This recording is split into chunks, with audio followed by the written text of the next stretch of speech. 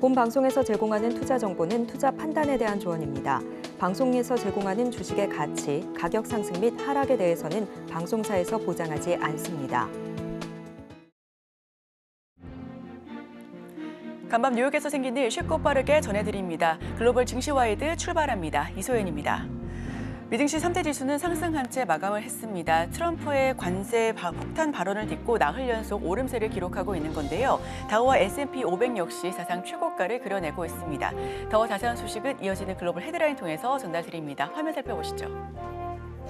첫 번째 소식입니다. 미국 연준의 위원들이 11월 FOMC 회의에서 금리를 향후 점진적으로 인하하는 게 적절하다라고 판단을 했습니다. 인플레이션이 둔화되고 있고 고용 역시 완만한 흐름을 이어가고 있어 향후에 중립 정책이 유효할 것이다라고 선언을 한 겁니다. 자, 그럼 두 번째 헤드라인도 살펴보겠습니다. 두 번째 소식입니다. 멕시코 트럼프 관세 폭탄에 보복을 예고하고 있습니다. 무역 전쟁 우려가 확산되고 있는 분위기인데요. 여기에 더해서 중국 역시 환율 전쟁으로 맞대응하겠다라고 선언했습니다. 자, 그럼 세 번째 헤드라인도 살펴보겠습니다. 세 번째 소식입니다. 미국 퀄컴이 경영난을 겪고 있는 인텔에 대한 인수 추진을 물리기로 결정을 했습니다. 관심이 시들해진 걸까요? 이에 퀄컴과 인텔 역시 모두 약세 흐름을 연출하고 있습니다. 자, 그럼 마지막 헤드라인 살펴보겠습니다. 이스라엘 헤즈볼라가 정전 합의를 보였습니다. 유가가 이에 이틀 연속 하락세를 보여주고 있는데요. WTI 국제 유가는 68달러에 브렌트 역시 72달러 선에 거래가 되고 있습니다. 유가는 지속적으로 하방 압력을 받고 있습니다. 더 자세한 소식은 아침에 읽는 미증시를 통해서 전달드립니다. 김영민 아나운서와 함께하시죠.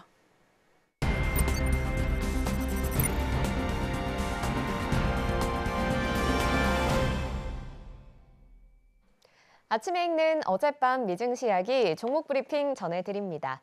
간밤 뉴욕 증시 3대 지수 오늘장도 일제히 좋은 흐름 보여줬습니다. 3대 지수 모두 상승 마감했는데요. 다우는 0.28% 올랐고 S&P 500 지수 0.5%가량, 나스닥은 0.6%가량 뛰었습니다. 다우와 S&P 500 지수 모두 사상 최고치를 경신했는데요.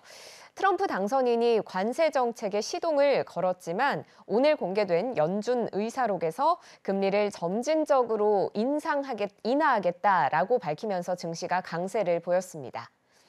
미10년물 국채금리는 다시 상승했습니다. 4.3%대에서 움직이는 모습이었고요. 오늘장 반도체주가 좀 약세를 보였습니다. 1% 넘게 빠지면서 4,927포인트로 장을 마쳤습니다. 국제유가는 하락세를 이어갔습니다. 68달러 선까지 가격이 내려간 모습이죠. 오늘 새벽 이스라엘과 레바논이 휴전에 합의했다고 조 바이든 미 대통령이 밝혔습니다. 앞으로 60일에 걸쳐서 점진적으로 이스라엘이 병력과 민간인들을 철수시킬 것으로 보이는데요. 휴전은 현지 시각 27일 새벽 4시부터 시작됩니다. 중동 지역의 긴장감이 해소되며 국제유가가 더욱 안정세를 찾아 나갈지 지켜볼 필요가 있겠습니다. M7 종목들 위주로 살펴보면 오늘장은 테슬라를 제외하고 전 종목 상승했습니다. 먼저 애플 오늘장 1% 가까이 뛰어 올랐는데요. 중국의 화웨이가 자체 스마트폰을 출시했습니다. 자체 칩과 자체 안드로이드를 대체할 만한 운영체제까지 만들어졌기 때문에 이 최첨단 스마트폰 시장의 경쟁이 더 치열해질 것이다 라는 예상이 나오고요. 그리고 바클레이스는 알파벳과 법무부 간의 분쟁이 애플에도 영향을 줄 수 있다면서 애플에 대한 비중 축소를 권고하기도 했습니다. 마이크로소프트 오늘장에서 2% 넘게 뛰어오르는 모습을 보여줬고요. 엔비디아도 오늘장 0.6%의 상승 흐름 보여줬습니다. 키뱅크가 엔비디아에 대한 매수 확대 의견 유지했습니다.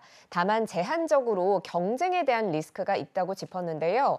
이런 가운데 월가에서는 엔비디아 매도론도 조금씩 고개를 들고 있는 상황이라서 주가 추이를 잘 살펴보셔야겠습니다.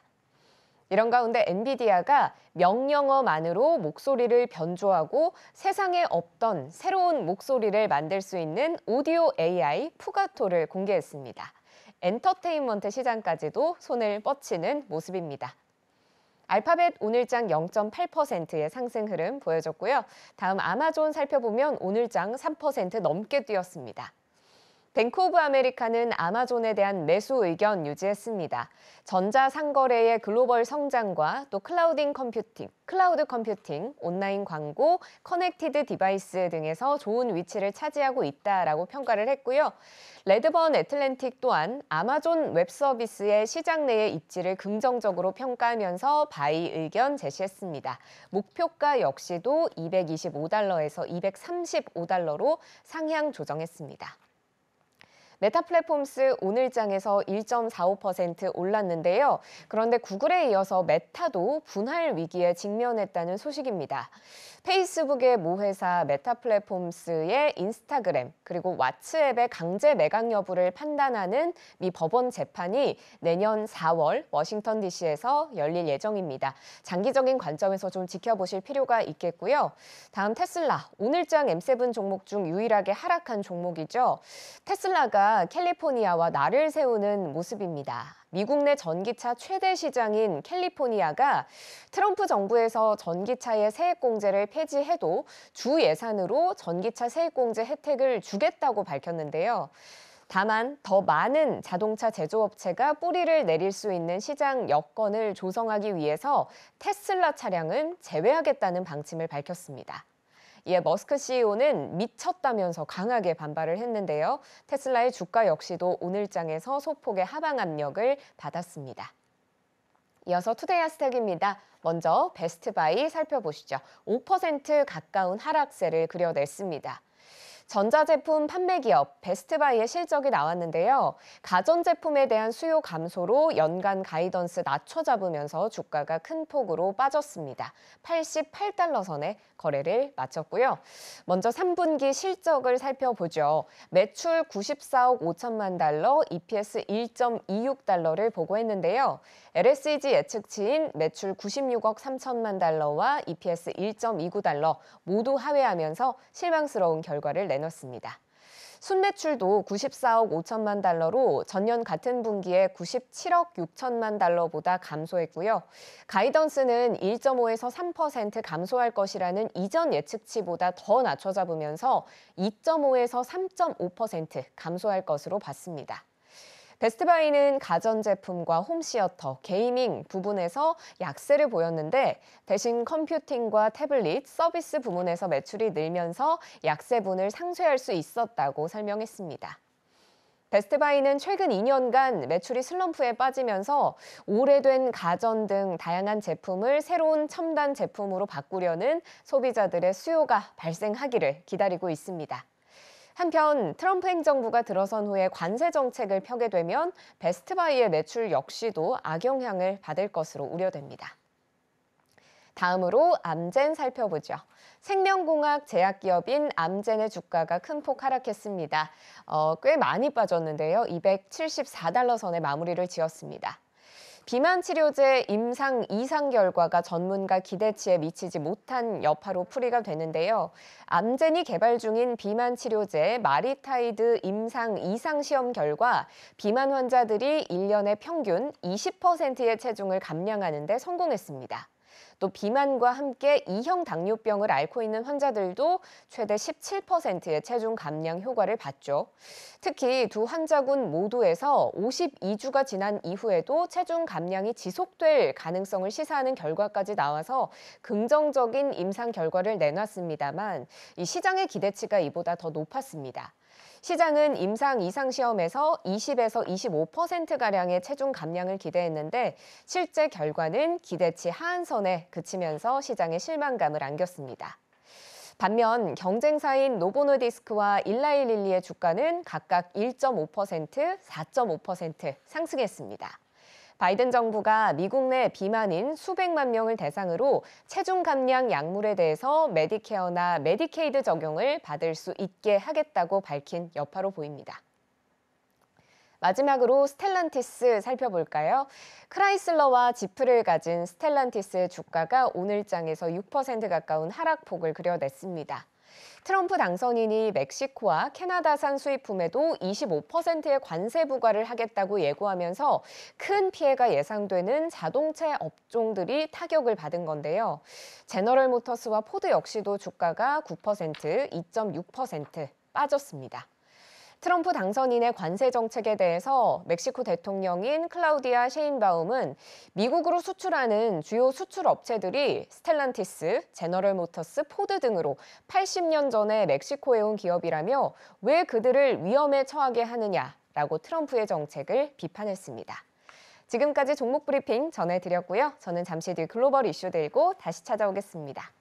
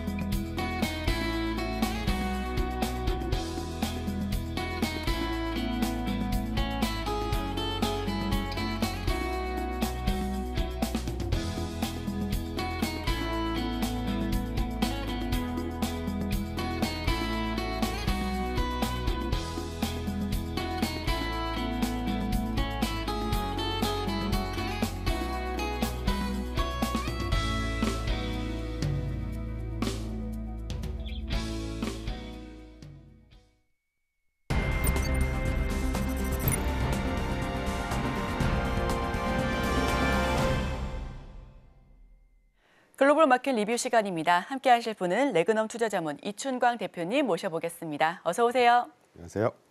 네, 헤드라인입니다. 글로벌 슈퍼위크 대응 전략. 이번 주 슈퍼위크가 대기 중에 있습니다. 간밤에 미증시는 FOMC 의사록을 소화하면서 오름세로 마감을 했고요. 바로 이어서 PC와 블랙프라이데이 등 계속해서 대기를 하고 있습니다. 이번 주는 추수감사절로 미증시가 좀 짧게 끝나는데 어떤 방향 포인트 잡아봐야 될까요? 블랙 프라이데이는 기본적으로 시장에 이제 좀 우호적인 재료죠. 할인을 많이 하고 소비세를 확인할 수 있는 네. 큰 이슈는 아니라 시장 관점에서는 이슈는 아니라고 보는데 특히 어제 이제 FOMC 지난 그 FOMC 회의록 발표됐을 때 저는 조금 매파적인 느낌이 오지 않을까 하는 예상을 했었는데 생각보다 비둘기파적이어서 확실히 이분들이 그 트럼프에 잘 보이기 위해서 스탠스를 가져간다고 생각을 하진 않습니다만 어쨌건 친시장적인 시장을 굉장히 신경 쓰고 있다는 느낌을 좀 받았습니다. 다만 분명한 것은 제가 사실 경제 성장도 한번 확인을 확실하게 할 거다라는 생각을 했었는데 뭐 특별한 멘트는 없었어요. 그런데 분명한 건 이제 올 상반기부터 제롬 파월이 노동 시장에 더한 냉각은 좌시하지 않겠다는 스탠스로 계속 견지를 하고 있지 않습니까? 어제 그 마이뉴트에서도 노동 시장이 여기서 조금 더 꺾일 수 있으니까 이런 스탠스는 이런 그 친시장적인 스탠스를 계속 가져가야 된다라는 걸 확실하게 언급을 해주셨고 그렇기 때문에 이 페드발 훈풍은 계속 될 거라고 저는 보고 있습니다. 다만 이따가도 언급이 되겠지만 라스트 마일 리스크라고 제가 써놓은 게 한 1년 반 전부터 이제 CPI가 9.2인가 꼭지를 딱 찍고 서서히 지금 인하를 하고 있단 말이죠. 그런데 지난 10월 달 발표된 소비자 물가 지수, 생산자 물가 지수, 수입 물가를 보면 먼소먼스라든가 헤드라인들이 살짝 다시 좀 이렇게 상승하는 뭐 상승이라기보다는 살짝 뜨는 그런 그림을 보여주고 있단 말이죠. 이게 이제 이 물가 안정세를 계속 가져가는 이 마지막 구간에 조금 더 스티키할 거다라는 느낌을 뭐 연준 위원들도 저 같은 사람도 그렇게 갖고 있으니까 데이터를 직접 확인하면서 그런 느낌을 확실히 내비쳐 주셨습니다. 그럼에도 그렇기 때문에 저는 사실 더비쉬에서 약간 허키쉬한 스탠스로 이 그 마이뉴트가 나오지 않을까 하는 생각이 들었는데 하여튼 아까도 언급드렸겠지만 뭐 친시장적인 그 더비시니스를 좀 보여줬다는 점에서 뭐 크게 악재는 없지 않을까 하는 느낌이 좀 들고 있습니다. 네, 계속해서 친시장적인 FOMC, 즉 비둘기적인 그런 효과가 나타나고 있는 시장인데요. 여기에 더해서 스캇 베센트 재무장관 후보자 지명 소식에 오늘장 역시 베센트 랠리다라고 할 정도로 계속해서 오름세를 기록하고 있는 미증시입니다. 좀 우호적인, 친화적인 분위기가 형성되고 있는 것 같고요. 연말 산타 랠리가 충분하다라는 전문가들의 의견이 있습니다. 다만 그 산타의 정체가 트럼프일 것이다라고 하는 이야기도 있는데 트럼프 트레이드, 그렇다면 루돌프는 일론 머스크일 것 같고요. 이렇게 일론 머스크 그리고 트럼프 트레이드를 좀 더 집중적으로 바라봐야 될지 아니면 전반적으로 산업 전체가 좀 상승 랠리를 이어갈 수 있을지 어느 쪽에서 초점 좀 맞춰봐야 될까요? 저는 분명히 되게 좋은 멘트 해주셔서 감사드리고요. 저는 분명히 그 방금 앵커님 말씀하신 것 중에 후자라고 보고 있습니다. 왜냐하면 제가 이런 이제 방송이나 뭐 유튜브 이런 데서 항상 언급하는 내용이긴 하지만 그 어떤 단기적인 재료보다는 시장이 움직이는 큰 트렌드를 형성하는 것은 그 국가의 어떤 경제 펀더멘털이라고 생각하거든요. 그런 의미에서 방금 후자 쪽이라고 보고 있고 참고로 지난 11월 5일 날 이 군청색 그 투명한 박스에 11월 5일 트럼프가 당선된 이후 지금 S&P 500의 주요 업종들의 상승률을 보여주고 있습니다. 한 20일 됐죠, 지금. 20일 중에 영업일수 따지면 뭐 한 15일 정도 되지 않겠어요?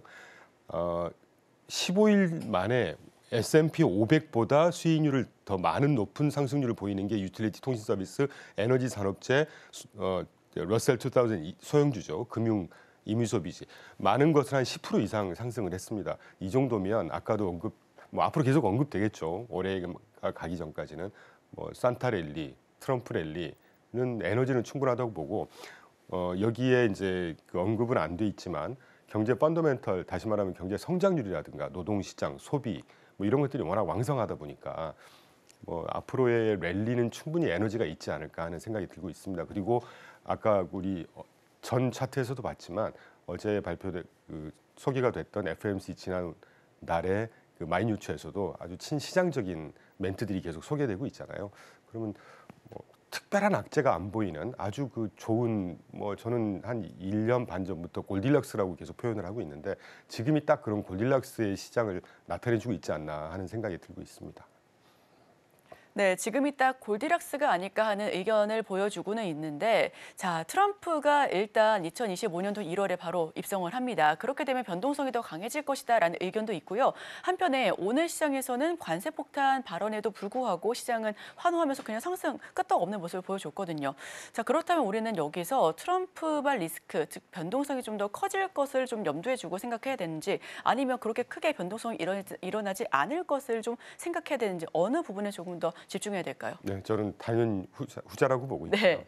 트럼프의 관련한 변동성은 사실 대선 이전 직전에 이미 다 소화가 됐었다고 저는 반영이 보고 됐다. 있습니다. 네. 특히 이제 아까도 언급해 주셨지만 어제 시장 같은 경우 상당히 중요하죠. 관세 이슈가 그러니까 그 내년 1월 20일 입각하기 전까지는 뭐 관세 관련한 이슈가 또 한 번 시장을 살짝 움직였다가 뭐 이런 일들이 계속 반복이 될 겁니다. 그런 과정을 통해서 시장은 자연스럽게 자정작용을 하겠죠. 아까 스캇 베센트 언급해 주셨지만 그 갑자기 이름이 생각이 안 나요. 네. 법무장관으로 지명됐던 그분도 아동 성추행 이런 그 노이즈가 좀 있었잖아요. 스스로 사퇴를 하지 않습니까? 스캇 베센트 결국은 소로스 펀드에서 아주 오랜 경험이 시장을 굉장히 잘 아시는 분이에요. 그리고 재정 지출을 조금 줄여야 된다. 균형 재정으로 가야 된다. 그러면서도 달러의 기축통화 역할은 계속 유지가 돼야 되고 뭐 재정과 지출 또는 균형 재정 뭐 이런 것들은 그러니까 시장을 굉장히 잘 아시면서도 정부의 역할을 적절하게 해야 된다는 약간 보수적인 그런 스탠스 때문에 사실은 아까 그 베센트 랠리 이런 얘기도 나오는 것인데 이런 과정을 이렇게 한 발짝 물러서 쭉 놓고 보면 어제 관세 뭐 이슈도 좀 소화해내는 이런 것들을 보면 시장이라고 하는 것이 이 자정작용을 계속해서 보이고 있고 따라서 저는 입각 전까지는 그런 자율정이 계속 진행될 거라고 보고 있습니다. 그에도 불구하고 시장은 상승할 거라고 보고 있고요. 역시 아까 에너지가 충분하기 때문에 그렇기 때문에 저는 살짝 동의할 수 없는 게 내년도에 트럼프가 입각을 하게 되면 변동성이 있을 거다. 막연한 두려움이겠죠. 저는 시장에 큰 변동성은 없을 거라고 봅니다. 트럼프발 적어도 변동성은. 그래서 충분히 시장을 즐기셔도 되지 않을까 하는 생각이 들고 제가 조금 기분 전환 삼아 한번 보시라고 갖고 왔는데 트럼프 일기 때가 2017년 1월 20일부터 정확히 21년 1월 20일까지였습니다. 그 기간 동안에 S&P 500의 흐름을 제가 쭉 그려갖고 왔거든요.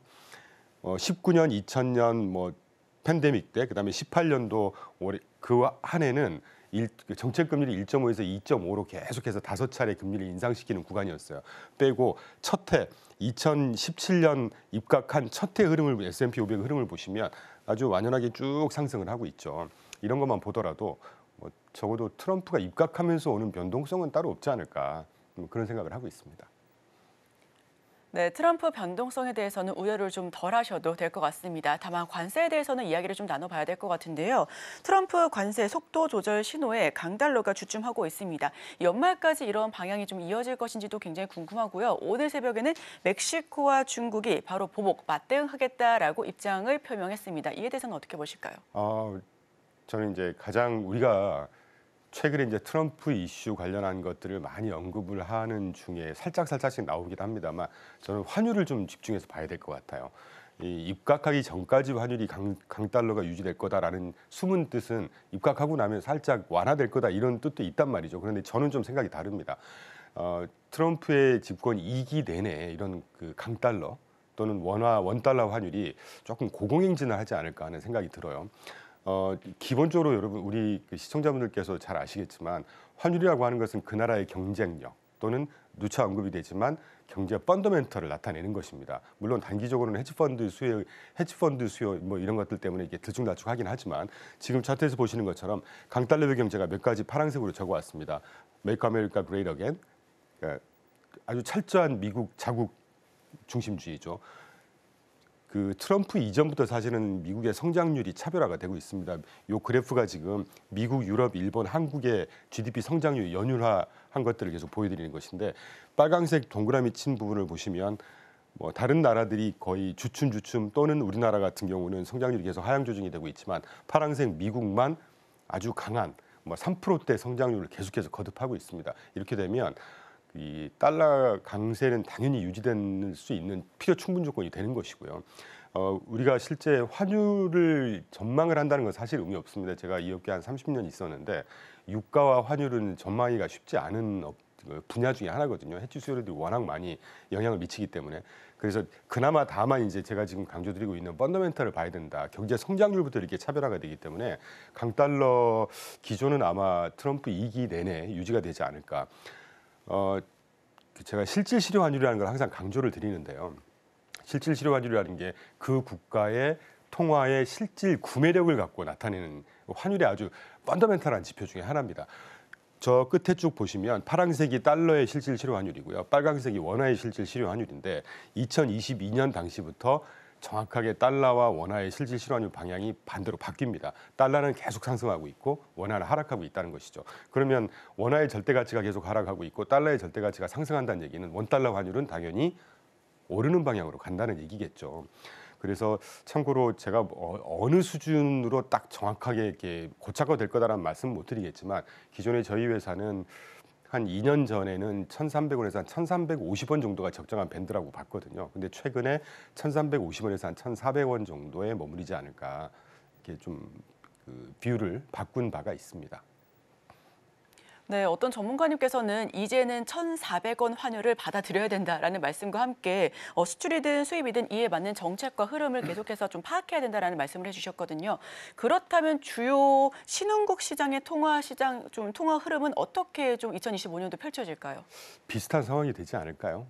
뭐 중국을 위시해서 중국 경제 지금 뭐 한 달 전에 뭐 막대한 규모의 재정 지출 계획도 발표하고 했지만 그게 실질적으로 그 경제 성장에 도움이 안 된다는 평가로 이미 마무리가 돼 있지 않습니까? 그리고 아까 오면서 제가 방송을 보니까 골드만삭스에서 어저께 발표를 했더라고요. 한국 내년 경제 성장률이 1.8% 정도로 지지부진할 거다. 그 이유가 이제 수출이 부진할 거라는 얘기죠. 우리가 그 최근의 움직임도 중요하지만 지난번 출연했을 때 제가 한번 보여드렸던 것 같아요. 저는 2010년도 초반이 굉장히 중요한 전 세계 무역 패러다임의 변화의 시발점이었다고 보고 있습니다. 그때 지난 50년 동안 탄력적으로 그 성장을 했던 글로벌 무역이 글로벌화가 꺾이기 시작하는 시기였거든요. 그때 뭐 FTA라든가 경제 블록화라든가 파퓰리즘이라든가 경제 민족주의라든가 그러면서 수출로 대부분 수혜를 받았던 수출로 먹고 살았던 뭐 독일, 일본, 한국 제가 그때 강조드렸었는데 그 흐름이 앞으로도 계속 될 거라고 보고 있습니다. 특히나 트럼프가 뭐 마가를 주장하는 것도 전 세계 어떤 무역 패러다임 흐름을 읽은 거라고 저는 보고 있거든요. 그렇게 되면 아직까지는 수출 주도형 국가인 우리나라가 좋지는 않겠죠. 신흥국도 비슷한 상황 아니겠습니까? 전 세계 주요 신흥국 중에 소비가 GDP의 한 절반 이상을 차지하는 나라가 손에 꼽기 사실 어렵거든요. 뭐 미국처럼 GDP의 75% 또는 한 70에서 75% 정도 차지하는 국가가 미국이라고 한다면 그게 견줄 수 있는 신흥국은 부족하단 말이죠. 그렇다고 보면 신흥국의 대부분들은 수출에 따라서 경기가 크게 움직이고 이제 이런 움직임인데 저는 신흥국의 투자 메리트가 그렇게 탄력적으로 올라가는 상황은 아닐 거다. 당분간은 이런 생각을 하고 있습니다. 네, 신흥국 시장은 당분간 지켜봐야 될 것 같습니다. 자, 여기에 더불어서 제가 얼마 전에 글로벌 리포트들을 좀 살펴봤었는데요. 2025년도 중국이 경기 부흥책과 관련해서도 위안화 강세가 이어질 가능성이 있다. 침체된 내수를 살리기 위해서 안간힘을 쓰고 있으니까 그 효과가 2025년도부터 나타날 것이다. 중국 시장 봐라 하는 그런 리포트들이 있습니다. 이에 대해 동의하실까요? 솔직히 말씀드리면 저희는 중국에는 아직은 부정적입니다. 네. 그래서 중국에는 좀 여전히 부정적인 입장을 보여주고 있다라는 부분을 말씀해 주셨고요. 자, 그렇다면 우리나라 수출 앞서서 말씀해 주셨던 것처럼 좀 내려잡았다라는 말씀을 해주셨습니다. 골드만삭스의 의견이었고요.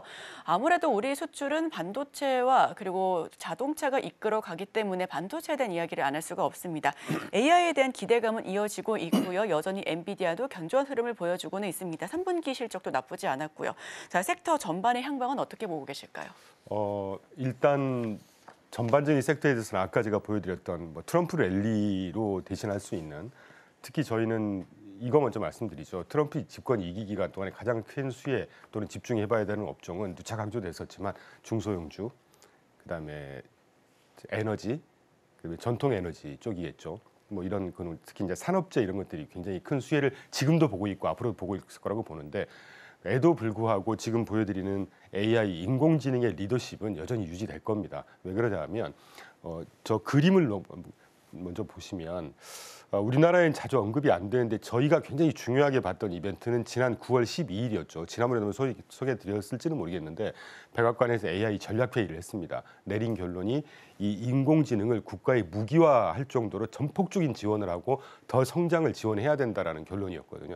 거기서 나비 효과로 소형 원자로 모듈러 해서 SMR 이런 것들이 뜨고 그랬는데 이게 국가적인 시책으로 계속해서 진행이 될 거고, 자 트럼프가 만약에 입각을 한다, 바이든이 이런 정책을 폈으니까 이런 정책을 없애거나 방향을 다시 선회하다, 전혀 그런 오히려 더 강화시키면 강화시켰지. 그렇기 때문에 AI 성장세는 계속해서 아마 국가 지원 측면에서도 지속이 될 거라고 보고 있고, 지난 9월 10일 날 오라클의 레리 앨리슨 회장님이시죠. 사실 젠순왕 이런 분들은 시장에 갑자기 스팟라이트를 받는 지가 불과 몇 년 안 되신 분이었잖아요. 그런데 오라클의 레리 앨리슨 이분은 정말 산 증인이십니다. 지난 이 반도체 업계에 거의 한 40-50년 동안 계속 군림을 하셨으니까 이분이 인터뷰한 걸 제가 종종 쓰곤 합니다. 요약을 드리면 AI의 기본 초기 투자는 아직 끝나지도 않았다. 앞으로 한 4-5년은 지속될 거고 지금 2년도 안 된 걸 가지고 AI 성장세가 꺾였다, 수익성이 나올까 이런 의심을 갖는 건 정말 당황스럽다. 이런 정도의 강한 어필을 하셨단 말이죠. 저도 100% 동의를 하고 있습니다. 엔비디아 뭐 이따가 제가 소개해드리겠지만 아까도 언급해 주셨죠. 3분기 실적 발표하신 거 저는 아직도 경이롭다고 보고 싶거든요. 마진율이 지난 1-4분기로 기억합니다. 78에서 75.7로 떨어진 이후에 지금 마진율이 75% 정도 계속 유지되고 있단 말이죠. 뭐 일각에서는 그때 당시에 기억이 납니다. 78에서 75로 떨어지니까 배드 포인트였다. 그래서 시장에 당시에 엔비디아 주가가 일시적으로 하락했던 핑계를 자꾸 이렇게 우리가 삼기도 했었는데 마진율이 75%라는 거는요. 제가 어느 인터뷰를 하면서 앵커님이 그런 표현을 쓰시더라고요. 물떠다 파는 거 아니냐. 그런 회사가 어디 있습니까? 경이로운 실적이고요. 마진율, 수익성 어마어마한 회사입니다. 앞으로도 계속 될 거고, 저는 특히 인공지능이 재밌게 우리가 봐야 되는 것은 퍼스트 무버의 어드밴티지는 가면 갈수록 가속화될 거라고 보고 있어요. 다시 말하면 1등과 2등의 차이는 계속해서 벌어질 거라고 보고 있습니다. 다른 업종과 틀리게 이 인공지능은 연산의 기술력이라든가 연산의 양이 기하급수적으로 증가하는 업종이기 때문에 이 업계의 1등과 2등의 차이가 가면 갈수록 더 벌어지지 않을까 하는 생각이 들어요. 물론 주가 상승의 어떤 탄력은 조금 더 줄어들겠죠.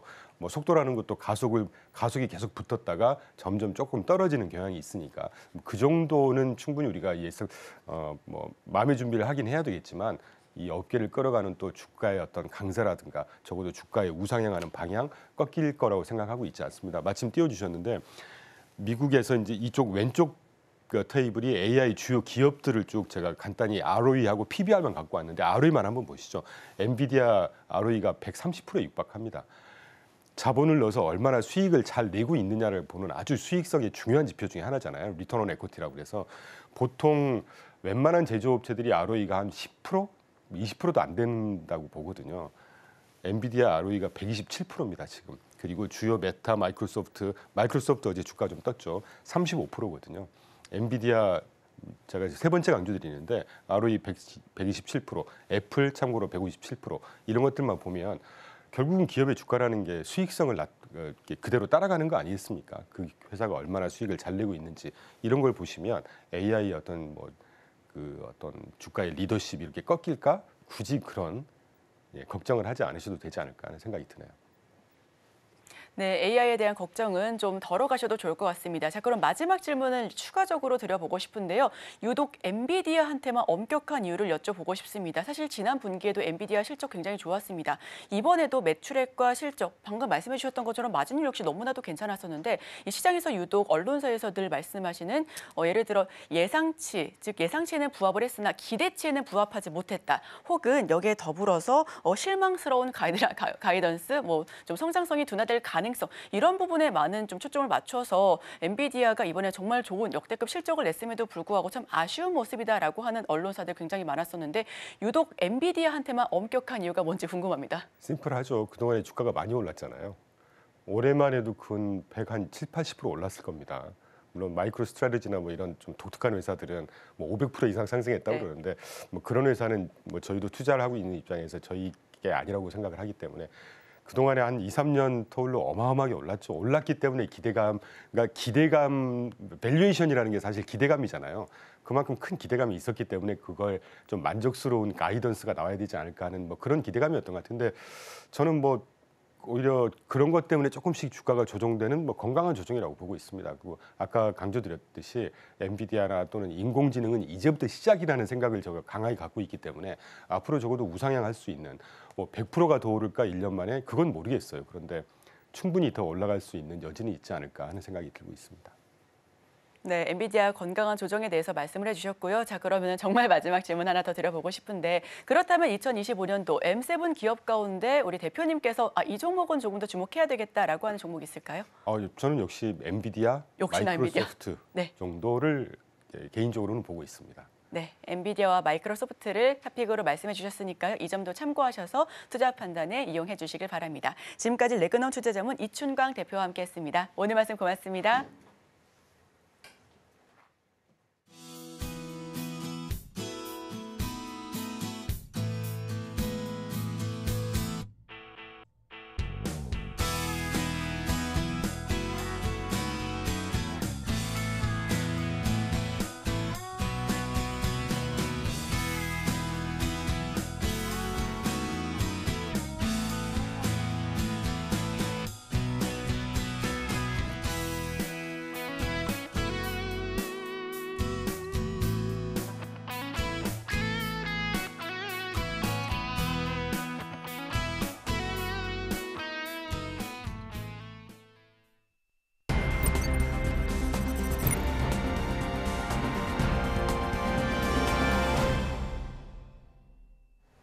오늘 아침 빼놓을 수 없는 글로벌 이슈 쉽게 읽어드립니다. 아침에 읽는 어젯밤 미증시 이야기 어떤 이슈들 있었는지 함께 살펴보시죠. 첫 번째 소식입니다. 지난 6일에서 7일 FOMC 정례회의의 의사록이 발표됐습니다. 의사록에 따르면 연준 위원들은 인플레이션이 완화되고 노동시장도 견고한 흐름 보이면서 점진적인 속도로 기준금리 인하가 이루어질 것으로 전망했습니다. 다만 추가 기준금리 인하 가능성에도 구체적으로 언제, 어느 정도의 규모로 인하할지에 대해선 밝히지 않았는데요.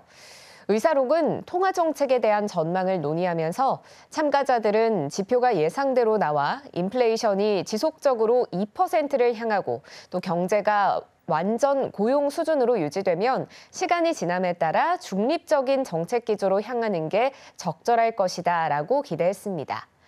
당시 회의에서 FOMC 위원들은 만장일치로 기준금리를 0.25%포인트 인하한 4.5에서 4.75%로 결정했는데요. 시장은 연준이 12월에 추가 금리 인하 단행에 나설 것으로 예상하고 있지만 트럼프 당선인의 관세 정책이 인플레이션을 더 높일 수 있다라는 우려가 나오며 이 예상은 불확실해진 상황입니다. 한편 의사록에는 주식시장의 변동성이 대선 결과 발표 전에 상승했다가 그 이후에 하락했다라는 메모를 제외하고는 선거에 대한 언급이 없었습니다.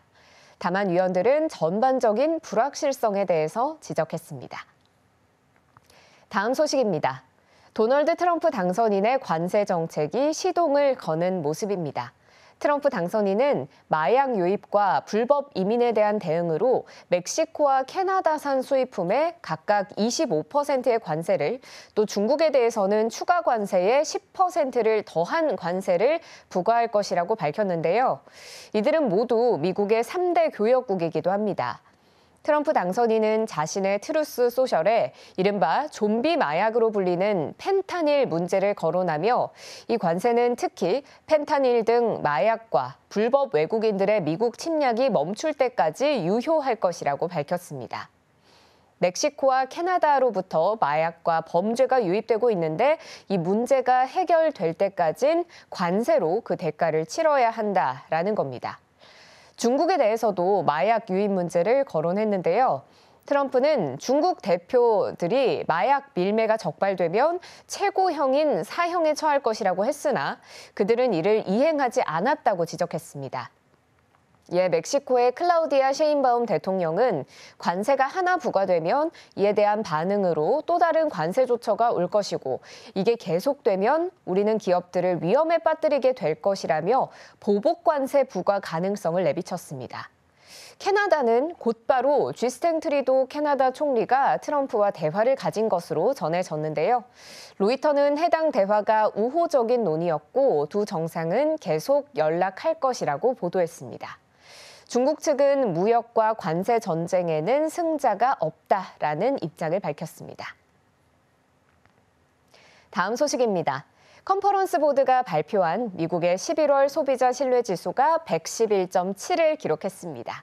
전월의 109.6과 비교해서 2.1포인트 상승한 수치고요. 2달 연속의 개선세를 나타냈습니다. 시장의 예측치인 111.8에도 대체로 부합했습니다. 컨퍼런스 보드의 다나 피터슨 수석 이코노미스트는 소비자 신뢰도가 11월에도 개선 흐름을 이어갔다며 11월 소비자 신뢰도가 개선된 건 현재 상황, 특히 고용 시장에 대한 평가가 더 긍정적으로 변했기 때문이라고 밝혔습니다. 그러면서 10월과 비교하면 소비자들이 향후의 구직 가능성에도 더 낙관적이었다고 덧붙였습니다. 다음 소식입니다. 미국의 10월 신규 주택 판매가 61만 채를 기록했습니다. 전월치인 73만 8천 채에 비해서 무려 17% 넘게 감소한 건데요. 전년 동기의 67만 3천 채와 비교해도 10%가량 줄어든 수치입니다. 시장은 10월에 72만 5천 채 판매를 기대했는데 이 시장의 예상을 크게 밑도는 결과가 나온 겁니다. 이는 2022년 11월 이후에 가장 낮은 수준을 기록한 것으로 남부 지역의 수요 급감이 주요 원인으로 지목됩니다. 다음 소식입니다. 화웨이가 새로운 스마트폰을 출시했습니다. 이름은 메이트 70으로 스마트폰의 두뇌 역할을 하는 칩과 운영체제 모두 화웨이가 자체 개발했습니다. 미국의 제재로 첨단 반도체 공급이 끊기자 자체 칩 개발에 나섰고 지난해 7나노미터에 이어서 올해는 6나노미터 칩을 장착한 것으로 알려졌습니다. 또 자체 운영체제인 훅멍 넥스트를 적용해 구글 안드로이드도 사용하지 않습니다. 위청동 화웨이 CEO는 표절로는 미래가 없다며 메이트를 능가할 수 있는 건 오직 메이트뿐이라며 자신감을 내비쳤습니다. 메이트 70은 세계 최초 위성전화 기능을 비롯해서 AI를 이용한 메시지 전달과 또 사생활 보호 기술 등을 내세웠습니다. 메이트 70 시리즈는 메이트 70과 메이트 70 프로, 메이트 70 프로 플러스 세 가지 라인업으로 출시됐고요. 화웨이는 또 메이트 X6라는 최신 폴더블 스마트폰도 공개했습니다. 다음 소식입니다. 트럼프 행정부 출범을 앞두고 월마트가 DEI 프로그램을 축소하기로 했습니다. DEI는 다양성, 형평성, 포용성을 뜻하는데요. 월마트는 앞으로 납품업체와 계약할 때 인종과 성별에 대한 고려를 더 이상 하지 않기로 하고 또 납품업체 융자 지원 자격 평가할 때도 인구 통계학적인 자료를 수집하지 않겠다고 밝혔습니다. 이뿐 아닙니다. 직원들을 대상으로 한 인종평등 교육도 축소하고 LGBTQ 권익 옹호 단체의 순위 평가에서도 빠지기로 했습니다. 성소수자 축제인 프라이드 및 기타 행사에 대한 지원도 재검토할 것이며 웹사이트에서는 일부 LGBTQ 관련 상품도 삭제하기로 했습니다. 월마트의 이 같은 입장 변화는 미국 연방 대법원이 지난해 소수인종 우대 입학에 대해서 위헌 결정을 내린 이후에 보수단체들이 기업들을 대상으로 DEI 정책을 철회하도록 압박한 데 따른 것으로 풀이됩니다. 올해 들어서만 많은 미국 내 기업들이 DEI 프로그램을 중단하거나 일부 정책을 조정한 바 있습니다. 지금까지 아침에 읽는 어젯밤 미증시였습니다.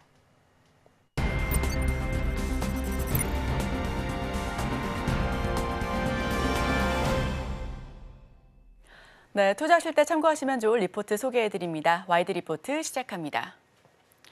베센트 재무장관 지명자의 밝은 부분을 먼저 주목하는 시장 KB증권의 리포트입니다. 간밤에 미증시 3대 지수는 일제히 상승하면서 장을 마쳤습니다. 다우와 S&P 500 지수는 사상 최고가를 또 기록해냈는데요. 시장에선 이를 두고 베센트 랠리라고 이야기를 하고 있습니다. 그도 그럴 것이 친시장적인 시장의 우호적인 재무장관 지명자의 소식에 계속해서 상승 흐름을 보여주고 있기 때문입니다. 자, 관세와 재정에 대한 낙관적인 기대를 가격에 반영하는 시장인데요. 연준에 대한 태도를 확인할 시간이 다가오고 있습니다. 매크로 헤지펀드 매니저로서 시장과 경제, 정책 이해도가 높은 스캇 베센트 재무장관 지명자에 대한 시장의 기대치가 아주 높다라는 부분입니다. 자, 여기에 더불어서 지난주 금요일장 마감 이후에 트럼프 당선인은 스캇 베센트 키스케어 CEO를 재무장관으로 지명하겠다라고 밝힌 바 있죠. 그 이후로 계속해서 고공행진하고 있는 미국 시장인데요. 자, 해당 소식은 전일 시장에서 반영되기 시작했는데 국채금리가 전 만기 영역에서 하락했습니다. 미국 국채 10년물 금리는 전일 대비 13.5bp 하락한 채 장을 마무리했었고요. 실질 금리가 8.2bp 하락하면서 보름 만에 2%를 하회한 겁니다. 실질 금리는 9월 중순에 1.53%를 기록한 이후에 트럼프 공화당 석권 시나리오 하에서 재정 적자가 확대될 거라는 전망과 고용지표 안정에 따른 기준금리 인하 후퇴 등을 반영해서 꾸준하게 상승해 왔었습니다. 9월 17일부터 지난주 금요일까지 기대 인플레이션이 23.8bp 상승했는데요. 실질 금리는 52.1bp 상승하면서 국채금리 76.8bp 상승을 주도한 바 있습니다.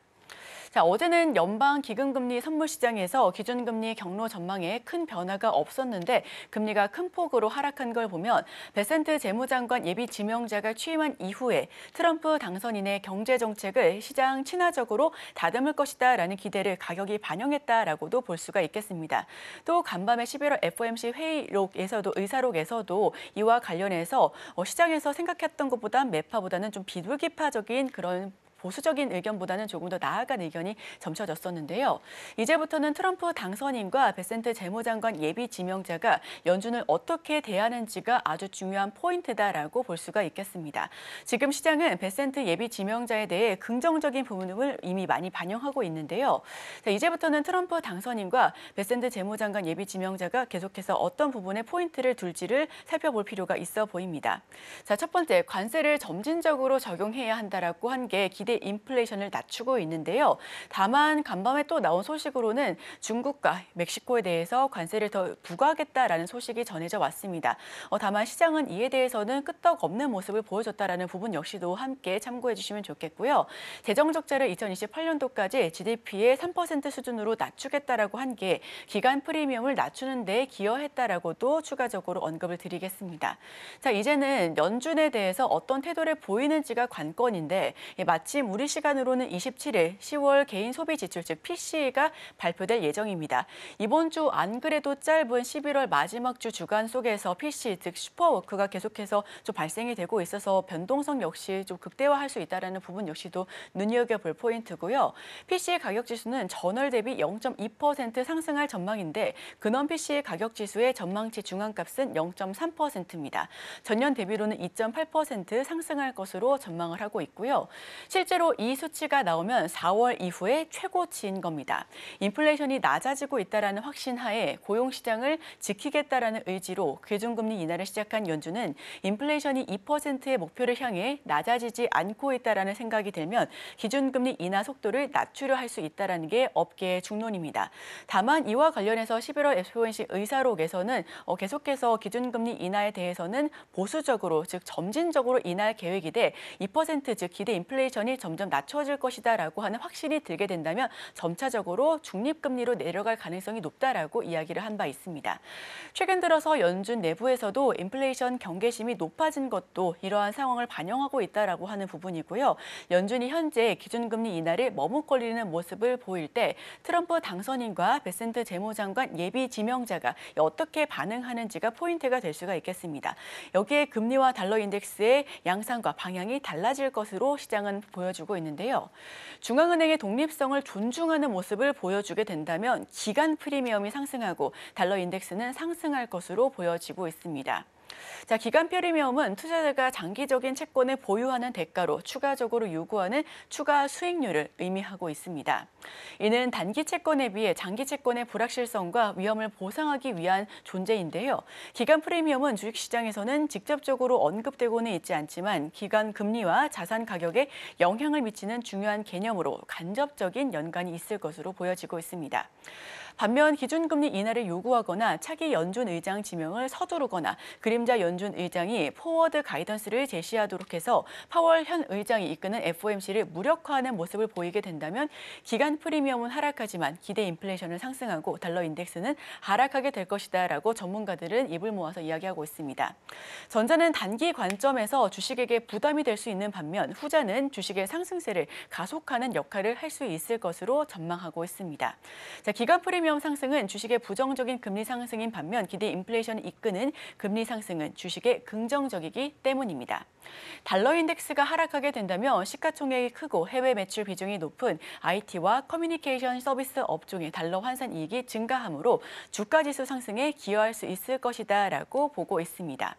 액티브 운용을 하는 기관 투자자들의 심리를 볼 수 있는 미니멈 지수도 91.33%로 높은 수준이지만 과열이라고 보기에는 어려운 부분이고요. 시장 상승에 대해 강한 확신으로 풀베팅하고 있지 않다 보니 전자의 시나리오가 현실화되더라도 시장 하락폭은 크지 않을 것으로 전망하고 있습니다. 자, 이렇게 11월 달려왔는데요. 베센트 재무장관 지명자의 역할로 인해서 미증시는 계속해서 당분간은 상승 흐름을 이어갈 수 있을 것으로 보여지고 있습니다. 다우와 S&P 500 지수도 당장의 사상 최고가를 계속해서 뚫어내고 있고 전문가들은 오히려 내년도에는 러셀 2000 지수를 더욱더 내다봐야 된다라고 입을 모아서 이야기하고 있을 만큼 일단 미국 지수는 굉장히 좋은 흐름으로 보여지고 있습니다. 즉 산타랠리가 지금부터 계속해서 유효하다라고 판단을 해주고 있는 건데 다만 우리 지수는 계속해서 하방 압력을 보여주고는 있지는 않지만 좀 박스권 내 움직임을 보여주고 있습니다. 또 11월 28일 동안에는 한국은행의 금융통화위원회가 금리 결정을 서두르고 있는 만큼 우리가 이번에 금리 인하를 하게 될지 동결을 하게 될지는 아직까지는 미지수이지만 미국에서 계속해서 강달러 기조도 보여주고 있고 우리 역시 환율에 대해서 이런 향방에 계속해서 논의를 하고 있기 때문에 어떠한 관점에서 우리 증시 역시 계속해서 추후에 논의가 이루어질지에 대한 부분 역시도 함께 추가 판단에 참고해 주시면 좋겠습니다. 자, 제가 준비한 소식은 여기까지 전해드립니다. 화면을 통해서 이번 주 증시 일정들 확인해 보도록 하겠습니다.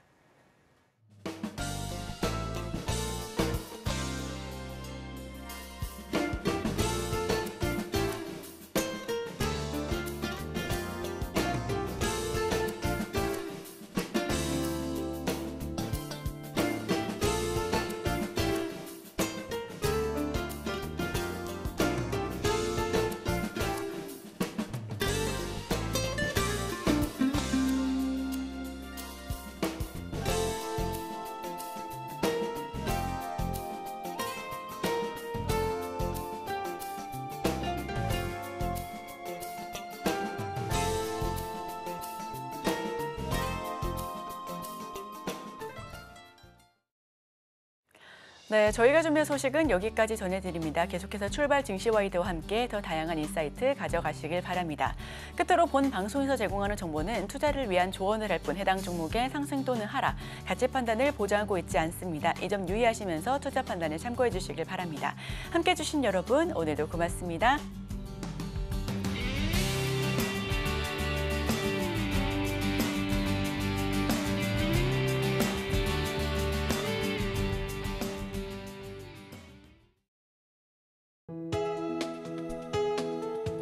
본 방송에서 제공하는 투자 정보는 투자 판단에 대한 조언입니다. 방송에서 제공하는 주식의 가치, 가격 상승 및 하락에 대해서는 방송사에서 보장하지 않습니다.